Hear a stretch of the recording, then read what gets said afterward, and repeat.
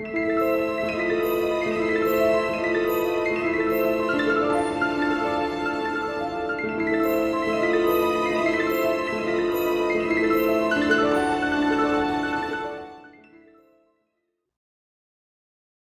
everyone, it is week 11, and unfortunately, I do not have I didn't bring my webcam home with me before recording this. Just completely forgot and left it at school, and I can't stand the webcam that's actually on, built into my laptop. So unfortunately, you're gonna have to go without my video of my face up in the corner. I'm sorry about that. Anyway, as you can see here, we are going to talk about the shift from romanticism to realism. So let's go ahead and dive in. So the first thing I want to do is give you a few terms that are important that come into play here. First off, realism, right? I want you to understand realism, at least in this particular understanding of that word, does not refer to what we might think of as naturalism, right? It's not that realism was an artistic movement that was trying to make images that look very realistic, that look realistic to nature. Realism in the 19th century is this artistic movement that begins in France that rejected the academic approach of neoclassicism and the exaggerated emotions of romanticism. They say, both of you have it wrong. The realists instead advocated the philosophy that ordinary people and ordinary activities are worthy subjects for art. All right? That's kind of realism in a nutshell. That neoclassicism is too brainy and romanticism is too caught up in being overly emotional, that realism says, why can't we meet somewhere in the middle and focus on the ordinary and the everyday, right? Then modern art. We're going to get into the beginnings, the very earliest beginnings of what's known as modern art. And these are artistic works produced during the period extending roughly from the 1860s to the 1970s, and denotes the style and philosophy of art in which the traditions of the past have been thrown aside in the spirit of experimentation. It may seem weird to say that a movement that we call modern art has already passed, but it is. It's been gone for a good 40 some odd years. The modern art movement was about 100 years, about a century of Western art that was really hung up on throwing away all of the old rules of art and experimenting and breaking free, that kind of thing. And a term that you're going to hear me say later in this lecture, appropriation. And it's important that we go ahead and define it now, although it's going to pop up now and then kind of disappear for a number of decades before it comes back. Appropriation. This is an artistic concept in which an artist uses an image that's already in existence and places it in a new context in order to give it new meanings. We'll see an artist who's going to do that today, and so it's important that we understand what that word means. All right, so we're in the mid-19th century in France, and by the middle of the 19th century, the French monarchy had been restored after the defeat of Napoleon. But the new monarchy was found to be just as corrupt as the French, as Napoleon, rather. And so the French became very disenfranchised as a result of all this political and economical inequality that was happening in France at the time. Therefore, a second French Revolution was launched.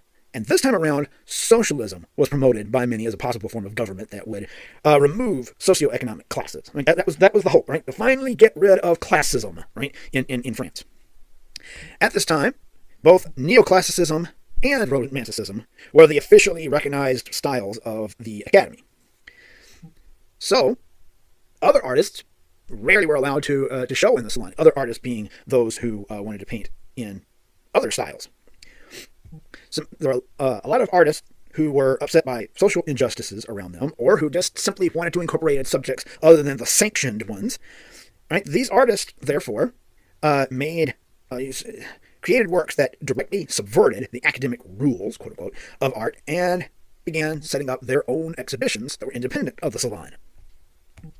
Around this time, a group of artists formed called the Realists, that was a term that we looked at earlier, who felt that neoclassicism was too cold and calculated, and romanticism was just too overly dramatic to reflect the nature of what was the modern world. And remember, for these artists and for people living in this time in the Western world, but particularly for us in France, the modern world was moving faster than it ever had before. Now granted, it was still a snail's pace in comparison to how things move now, right, as we live in this age of information.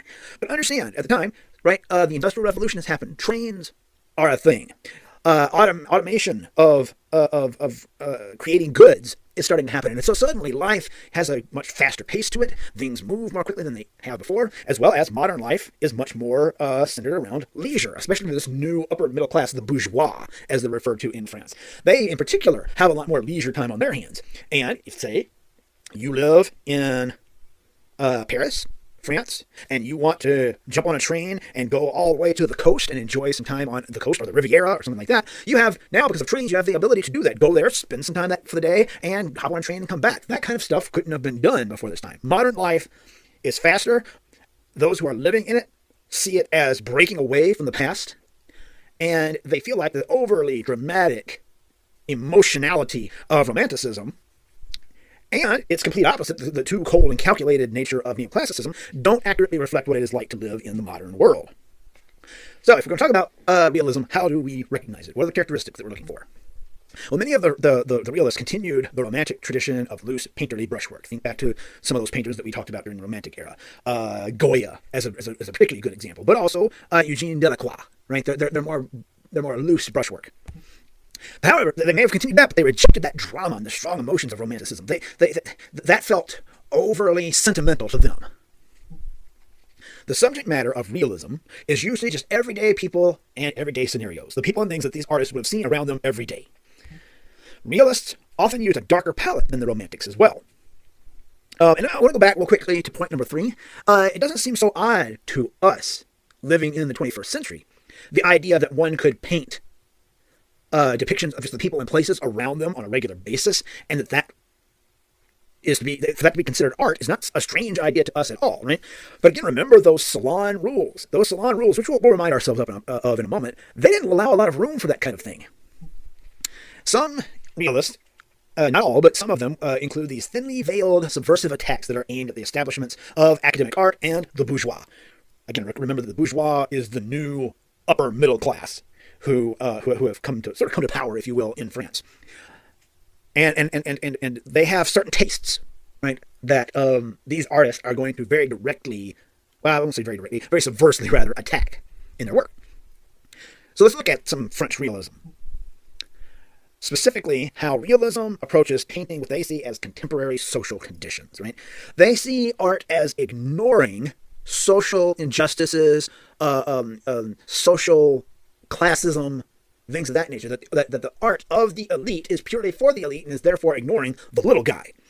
So you get someone like Jean-Francois Millet, who does these paintings. These are two that we'll look at as examples of his work, The Gleaners and The Sower, where Millet is giving us these images of people who would have been peasant class. Right? These are not the bourgeois. These people are not royalty. These people do not have any power in the class system of France. But look at how he has chosen to present them. Right? The peasant class, for the most part, neoclassicism would not have represented them at all. Right? Neoclassicism is all about the heroic figures and the morality stories and the history paintings, things of that nature. Right? You're rarely going to see someone who's from the peasant class. The romantics, they might have included the peasant class in some of their works, sure. They certainly would have included less wealthy peoples from the Near East and areas of that nature. But they would have romanticized them, right? They would have treated the people of the peasant class as pastoral, as if their life connected to nature is this beautiful thing. And wouldn't it be great if we could all get back to what the peasants understand about life, right? Does Millet do that? No, not even close. Millet instead shows us the hard, back-breaking work, while also showing us the dignity of these people. Right? The Gleaners, these 3 women that are being referred to as the Gleaners, are women, again, of the peasant class, who, after a field, in this case a field of grain, has been harvested, as you can see in the background with the horses that are pulling a cart that's just laden with all of the probably wheat that was harvested from this field, they go out and painstakingly, bent over to the ground as they walk, pick up the gleanings of what's left of the grain on the ground to use for their own purposes, bread, food, what have you. And then, well, let me talk about how they're treated, right? So they're not romanticized. This is hard, backbreaking work that we're being shown, but they are dignified, right? They're not shown as sort of emotional creatures of bucolic beauty to be admired in a romantic sense, nor are they being shown as I don't know, ignorant or incapable of being, or unworthy rather, of being respected, unable to be seen as moral creatures. He's trying to combine the two into this piece that is a realistic depiction of the plight of these people, a realistic depiction of how tough and difficult their lives are. And similarly with the sower here, where again, it's just an everyday peasant man who is sowing his field, throwing out seed into the field to grow and harvest. He's not wealthy, he's dressed very poorly, his clothes are in tatters, but look at how he's presented. He nearly fills the frame of the painting, right? He is given a sort of dramatic weight that the neoclassicists would have given the heroic male figure, right? But instead of that heroic male figure, we're giving a man who is simply doing a job, doing a hard sweat, blood and tears job of sewing. And that should be perfectly allowable to be presented in art. That's the argument that Millet is making. Another realist of the time is Gustave Courbet. Gustave Courbet, he was a French painter who led the realism movement. He was sort of the de facto leader of the whole thing. He rejected academic conventions and romantic emotion. Of course he did. And he painted these unidealized peasant figures living hard lives. So similar to Millet. We'll see where the difference is in a moment. But Millet, he's in those paintings, he is sort of teetering ever so slightly on romanticism with those paintings that he did, and Courbet is going to completely go away from that. No romanticism at all. He painted these unidealized peasant figures at a very grand scale, the type of scale that the Academy reserved only for history paintings. We'll look at that in a second as well.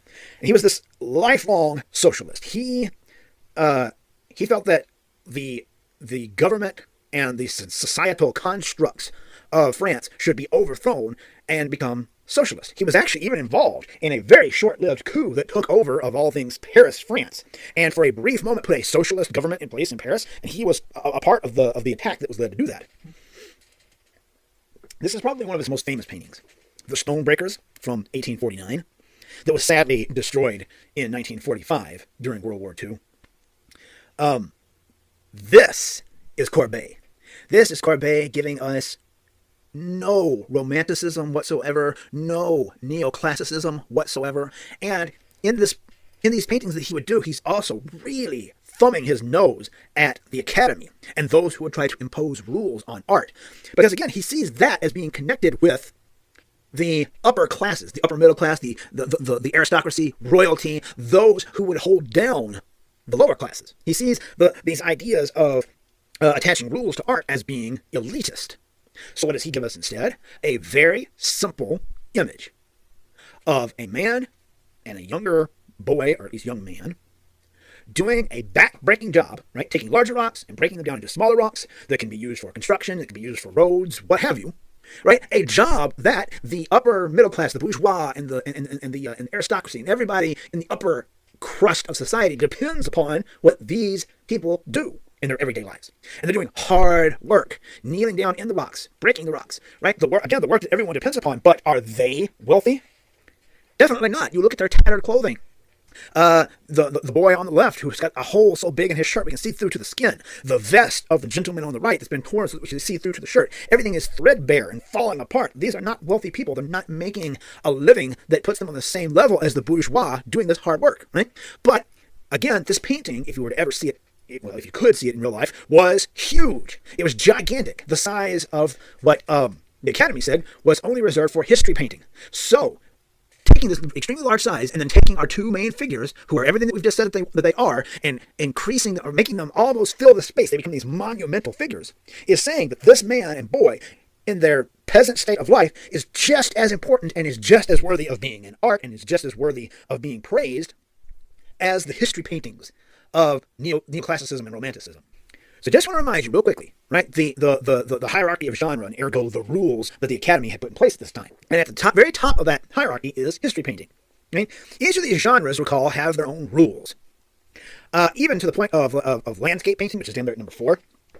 Granted, it doesn't mention the rules here, but one of the rules is that if you wanted to paint in landscape, there was this rule that you had to paint a landscape very specifically. Must be blue at the top, green in the middle, and brown at the bottom.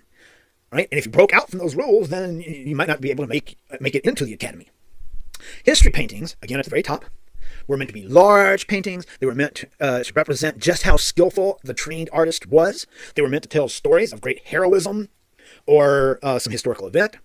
Or you would call it even the romantic painters like Jericho were making history paintings. Jericho making that painting of the Wrath of the Medusa, right? That was meant to be the story of human triumph, not human triumph so much, but it was meant to be a story connected to the human condition. Let's say it was romantic in its emotional overtones, but it was still a history painting. It was that painting was on a really large scale as well. But what Gustave Courbet does with that same extremely large scale is something like this, the Burial at Ornans, that he painted between 1849 and 1850. This painting, again, is huge. Each of the human beings within it is life-size, if not a little larger. This is a huge, giant painting. And what is it? Well, just as the title would suggest, a Burial at Ornans, it is a funeral. We're looking at a funeral procession, not, again, of the bourgeois, but of the either lower middle class, maybe. I don't necessarily see the peasantry here, but we are looking at a lower class. These are not people who are held to the same standard, if you will, as the bourgeois. These are not bourgeois people. They're everyday people. This is what Courbet is interested in painting. You see again this group of people who are all just regular, everyday, ordinary people, unromanticized, unidealized. Right? But again, painted at this extremely grand scale to put these everyday, ordinary, insignificant, one might even try to say, one might say these insignificant people, taking them and putting them at that scale, equating them with the historical figures of the neoclassical history paintings. Suggests these people are important. They are important. They should be looked at. And this little simple moment of people grieving is just as important as the big, giant historical stories or the big emotion-filled narratives of Romanticism. And just in case we're missing the point anyway, as we're looking at this, in the foreground we have the actual grave that has been dug, and there are two things happening there that hit the point home. One is that skull that you can see there to the right of the hole of the grave, right? That skull is there because very often the people of the lower classes, when needing to bury their dead, might have to bury their dead in a grave that might be shared with someone who died long before, right? Because burial plots are expensive. And clearly, when this grave was dug for whomever has been buried there was someone already there. That skull has been tossed to the side for the moment. But then also, again, remember this painting is gigantic and huge. And if you were to ever actually stand in front of it, and you stand dead center in the middle of this painting to look at it, you are down there at eye level as if you are in that grave yourself looking at this whole thing. Even if you are wealthy, if you're looking at this painting, you're down in that grave, looking up at these people who are grieving. If you are a peasant and you're looking at this painting, you're down in that grave looking at these people. It's a reminder that we're all going to die. We're all going to die. It doesn't matter how rich, how wealthy, how poor, what social standing you have, whether people like you or don't like you, whether you're an outcast. We're all going to die. And that's the reminder he wants to give us, right? It's very, very realist and very socialist ideas. Then, as I mentioned, there are some realists who are going to include in their work these assaults, these sort of thinly veiled assaults on academic values, the academy that has the salons in Paris, and bourgeois taste, what the tastes and desires of those who are in the upper middle class. Chief among them would be Edouard Manet.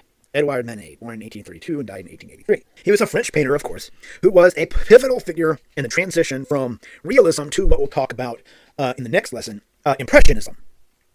He kind of gets lumped into both, but he's a realist, really, first and foremost. His early paintings, well, early on, he actually was trying to get into the salon. And once he kind of gives up on the salon, he starts making these paintings that use appropriation, that term that I talked about before, where we take sort of pre-existing imagery and change it in some way to give it new meanings. He's using that to subvert the conventions of the salon and to make a commentary on these very draconian academic rules. In 1863, he makes these two paintings that we're going to take a look at, Luncheon on the Grass and Olympia. And what I'm about to say is something so important that if I were in your shoes, I would write it down. It very well could be a quiz question. These two paintings, Luncheon on the Grass and Olympia, are considered by art historians as the first modernist paintings. So let's look at them and let's talk about why. This is Luncheon on the Grass from Edouard Manet in 1863. This is the first of these two paintings that he produced in 1863 that got him a lot of attention. So these paintings were put on display. The art-going public was scandalized by them. This one, in fact, people literally tried to jump out and attack it with their umbrellas and poke holes in it, right? They were infuriated by what they were seeing. But why? What's so revolutionary about what we're looking at here? What is there to get angry about? Well, there's a few things. The first, before I even get into the figures, I want us to look at the surroundings of these individuals, right? The world that they are populating. It seems to be a natural setting, right? There are trees, there's water in the background. We can sort of see sky peeking through the trees. But look at it. It doesn't make a whole lot of sense when you really start to pay attention to it. And what do I mean? Well, there's this tree that we can see over here to the left. Of the two trees that we can see to the left, it would be the one that's closest to us. All right? That tree looks way too short to be as close as it appears to be to our figures who are sitting here in the foreground. And then you look at the way that the painting has been executed as we move into the background, and the way that that's been done back there, this doesn't feel supernaturalistic. It certainly doesn't conform to Renaissance era ideas of perspective, right? It almost feels like everything that is behind these individuals who are in the immediate foreground, it's like it was a drop, like a backdrop that's just been pulled down behind them, right? It looks flat. It doesn't look like there's deep space there. It looks very flat, and the space that makes the space weird and confusing, as well as there's that loose brushwork that he is applying back there that he doesn't seem to be applying to the figures who are in the foreground, these two men and this woman. That already in and of itself was upsetting some people. He was breaking all these rules, right? Those are rules that he's breaking by not sticking to traditional ideas of Renaissance perspective and space to make things that are further away look further away, things that are closer look closer, things of that nature. He's rejecting that. He's making a painting that looks much more flat. He's accentuating the fact that this is not a group of people sitting in a field, right, or in the woods. That's not what this is at all, right? It's paint on a canvas. That is what we have in front of us. It is an object. It is not the things that we would try to ascribe to it. It's not a woman. That woman's not really sitting there. That man's not really sitting next to her. There's not a woman in the background. There are not trees. This is all oil paint that's been applied to canvas, pure and simple. And he's showing that off. In addition, this painting is an example of what we were talking about before, of appropriation. All right? This painting here by Georgion and or Titian, the attribution is often argued over. This is a painting titled Pastoral Concert. And this is completely what Manet is ripping off. All right? He is looking at this painting and he is completely and utterly ripping it off. Why? Well, he's saying, all right, French art establishment, academic rules. What you keep telling me is that I should look to the past. I should look to the Renaissance because that was the time when art was at its height, and I should paint like them. Well, okay, fine. I'm literally going to paint like them. I'm going to give you the exact same damn thing. Can I get into the salon now, please? Right? But he changed it. Again, there was that playing that he's doing with the space, right?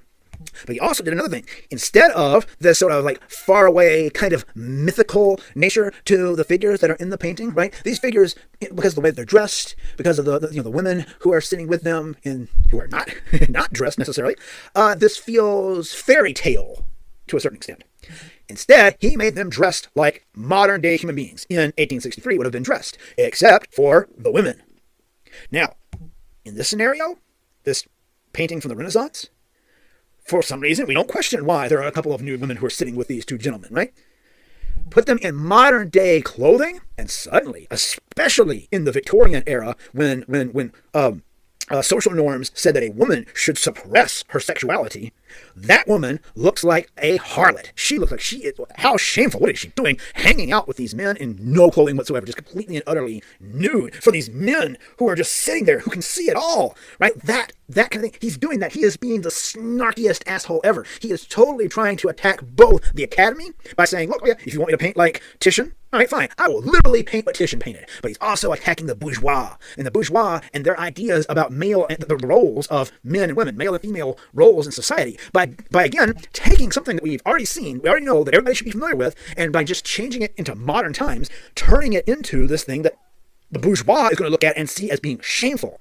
This they see as the height of moral art, and this they see as shameful, as pornography. And he does something similar with this painting, also done in it says 1865 there. It should say 1863.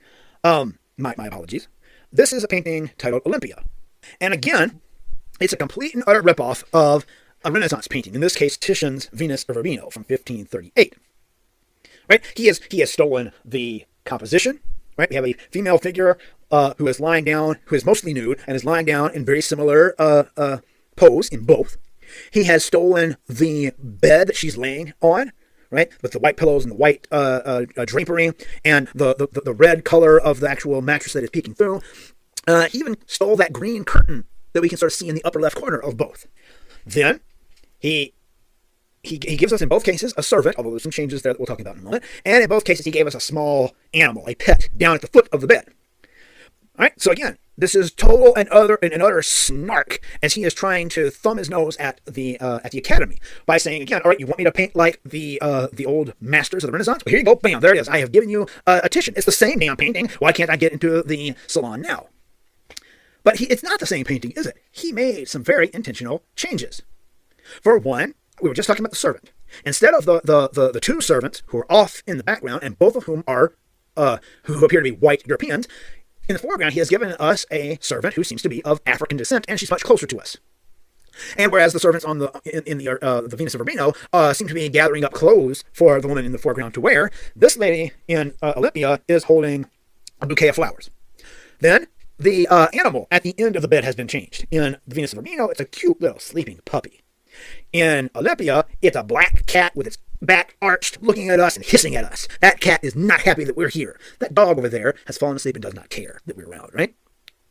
There's some changes with Olympia herself. Those changes I think I'll dive into in just a sec rather than bring them up right now. But one of the biggest things is that if it wasn't as clear to you in the last painting that the Renaissance sense of perspective and space within a painting was being ignored, look at it now. You can definitely see it. Because Titian is over here thinking about perspective. He wants that really deep sense of that space going back into the painting there to the right. Over here in Manet's painting, everything is flat. Right? Again, the background behind the figures looks like it could just be a backdrop that was just pulled down behind them. Even the bed itself has been painted in such a way, in very quick strokes, and without a lot of attention to sort of deep dark shadows and the folds of the fabric, that even the bed kind of feels flat. It feels like Olympia could just slide off this thing, right? As if in some places the bed looks like it's there and it's three-dimensional, and in some places it just looks like a collection of brush strokes. And again, that's Manet pointing out and showcasing the fact that what we're looking at is not a woman in a particular setting in any sort of real sense of depth or space. It's paint on a canvas. It's an object, a thing, right? Now, let's get back to Olympia herself. Olympia looks very different from Venus over here for a number of reasons. One, her skin is this, I don't know, kind of icky pallor, right? It doesn't have the sort of warmth and the sense of blood pumping through it that the Venus of Urbino has over there. Her skin's an off color. Secondly, she looks us directly in the eye, whereas Venus does not. Venus, I mean, well, she's kind of looking at us, but she's also got her head tilted ever so slightly. She's giving us this, hey, come hither kind of look, right? Whoever we, the observer, are in Venus of Urbino, Venus is clearly making herself sexually available to us. We are being invited to stare. And if you look at her hand, what would be her left hand, it's on our right side, that's sort of, let's just say, covering the sweet spot, if you will. Right? Look how just limply that hand is hanging. She's barely got any control over it. If we wanted, we could totally just reach over there, grab her wrist, and just lift her hand away and have our eyes feast upon that sweet spot, if you will. Right? Go over here to Olympia, and what does Olympia have going on? That hand is not limp. That hand is firmly planted, hard and with force. Right? You are not going to get to that unless she says so. Right? Olympia has the say over who gets access to that sweet spot, if you will. Not so much Venus over here. Venus, completely and utterly stare, take a look all you want. Why don't you come on over here? Olympia is looking at us directly as an equal. What we see over here in Olympia is a prostitute, a sex worker, who is looking at us, whoever the observer is. We seem to be the next customer. She is looking at us like it's a business transaction. She sees us as an equal. And her servant has brought in a bunch of flowers that are no doubt a present from some other, maybe the last customer who's come in, right? And it's this way of Manet pointing out that, look, we romanticize what Titian did over here, and we see this woman who's laid out and put on display for our male eyes to look upon and desire and want. But we somehow romanticize her in that is somehow fairy tale, mythic. But if I make it modern and in the day in which we live, she's suddenly a prostitute. Maybe she was in Titian's painting too. Who knows? But no doubt about it in the Olympia painting, the one that Manet has painted for us. Those changes are ways, again, of thumbing his nose at and rejecting the salon ideas and the ideas of the bourgeois and how they think men and women should position themselves in society, what they sort of see as the natural roles of men and women. Lastly, we'll look at Edgar Degas. Edgar Degas, born in 1834 and died in 1917. He was a French artist. He was a painter, a sculptor, a printmaker, a draftsperson. He even worked a little bit in photography. This guy was doing it all. He was a self-avowed realist, but he often gets, again, labeled as one of the founding members of Impressionism, the movement that we'll get to in the next lesson. And he's particularly known for applying academic techniques. Right? He had academic training to be an artist, and he would take those techniques and apply them to observations of everyday life, rather than big emotion-filled things, what have you. Right? He would make depictions of modern people doing modern things, and paintings of people who were on the margins of society that were, for the most part, included not worthy of inclusion in art. Like the absinthe drinker here. The absinthe drinker, painted in 1875-76, which is very simply a couple of people hanging out in a bar, perhaps a little drunk. But he takes his academic training. All right, we can see his painting being very similar, his application of painting being very similar to the Romantics. He's organizing his composition in a way that would have been taught in the academy, but he's applying it to just a simple painting of some people hanging out. And he would also do this weird, awkward cropping of the compositions. Like, notice how he's kind of crammed our main focus characters up into the upper right. And he even has the gentleman here on the right completely cut off, right? His hand and pipe and things are off the canvas. He would do this awkward cropping as a way of sort of, again, showcasing modern life, the way that we just sort of walk in and take a quick look at the things that we encounter. Right? Also as a way of sort of rejecting how the salon would suggest that you should compose your paintings. Like this one, the rehearsal, which is very simply a ballet rehearsal, which, by the way, at this particular moment in time, the ballet was not considered the high art that is considered now, right? It was considered by a lot of people at the time to be a lowly pursuit on the level of like burlesque.